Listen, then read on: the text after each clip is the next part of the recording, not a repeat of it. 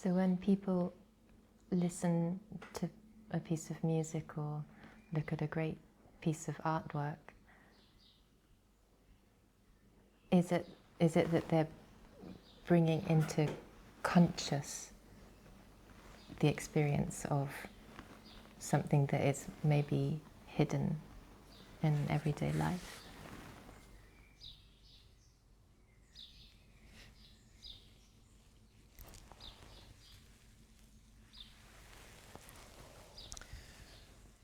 Of course, this is the very premise behind any true sense of connoisseurship. And I don't want that term to cut someone's ears in any of undesirable connotations. I don't want it to sound exclusive. I don't want it to sound reserved only for few. But in order to appreciate, let's say, an object such as a piece of crockery like this, it will require a certain initiation, I would even say, into what and why this is considered to be so beautiful when seen through the eyes of certain cultural preferences, because this is what we're speaking about now. So we shifting maybe the gears of our conversation to something where, and that was your suggestion anyway, if the spectator partakes in the work of art, partakes in the performance, is this an invitation? Is this where it is available? Yes, but it is only available when there is this rising to the occasion where that appreciation can take place through an act where it is not only rises from and within that sense of, can only be truly spoken as sensing into. Because if we want to dissect the experience of why this cup is beautiful, of course we can, and it has been done. This is because a particular variety of clay is used, it's mixed, there's a grain of certain particles of clay that are like sand, and we can analyze it and scrutinize that, and then what goes into the particular shape. So it's the shape meant to be what the culture of wabi-sabi represents. It adheres to that culture of wabi-sabi, right? It adheres to that culture where we are given that encouragement to appreciate the imperfection as a reminder that nothing is permanent. We are encouraged to make that extra step, that extra move towards that what the creator, the artist, the craftsman went through, because it is palpably experienced here. It's not concealed. Like in some works of art, the production of it aims at concealing as much as it possible the way something is made. Here it is open. It can be enjoyed, savored, and one can almost feel how it was made, brought forth in form. Then of course the glaze, and we can speak all the science of it, how it will be fired. Some of the Japanese crockery is fired up to 3 times and more to achieve a special result. And then comes a moment when it is there to serve, because it's not something that to be enjoyed only as an object for the sense perception of the eye. So it marries immediately here its utilitarian purpose.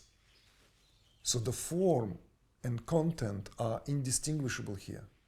It's actually very pleasant to hold the cup like that. It's a tactile experience. And of course, a painter may immediately welcome the opportunity, or a photographer or filmmaker, to use it as a prop to bounce off their own creative insight. So what we speak about here is this necessity for what the spectator brings now of themselves into the appreciation of that beauty which comes through any formal expression in any language, in a sense, in any form, in music, from vocal instrument as one's body to any wind instruments, string instruments, drums, and so forth. All that. Likewise, we translate that to any other, expand that to any other forms of creative activity, where the spectator is placed in a privileged position, where the spectator can truly and fully appreciate, in a way, the work of art here is not for its own sake. But if we are to, again, dive for these pearls of understanding with which the tradition here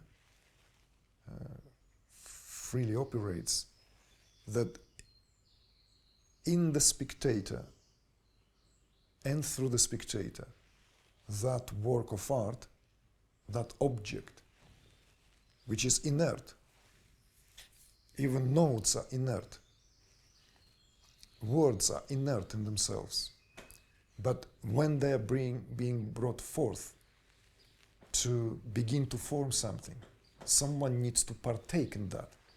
And the one who partakes in that, not partakes in that in a passive manner of someone who just simply, secretly, or any otherwise enjoys the glory of that creation. Contrary to that, it is in the one in whom that experience now being in action, in motion, that the work of art justifies its being brought forth into that form in the first place.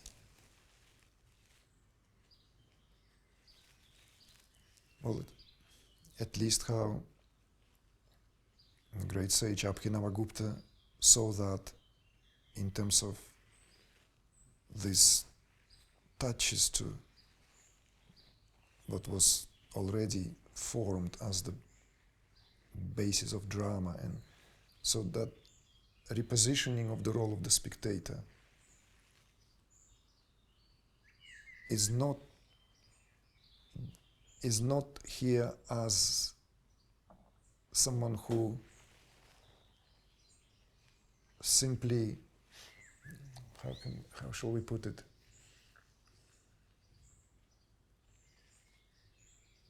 just happen to be there, just happen to be in the presence of that which exceeds all that. The greatness of an work of art does not exist in its own self, in its own objectivity. It can only reinstate itself through a very subjective nature of experience in the one who undergoes it.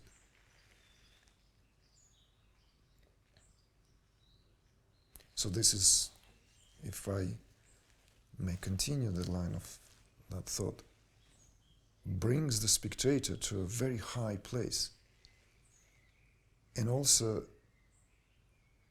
it rehabilitates the spectator in an act of experiencing something directly. So that rehabilitation here is on par with the highest concept of what pure subjectivity stands here in spiritual terms. So it is in the spectator, in the seer, that the ultimate purpose is being fulfilled. So, other than just being passive consumers, it's being now spinned to such high degree of experiencing this, and we can open it up to now maybe different areas, that the drama of life or the drama of a particular act is being brought to a possibility where that partaking in that is what truly fulfills, what truly justifies all the means, so as to serve here as that ultimate, perhaps, meaning of that dynamic, that creative tension between subject and object.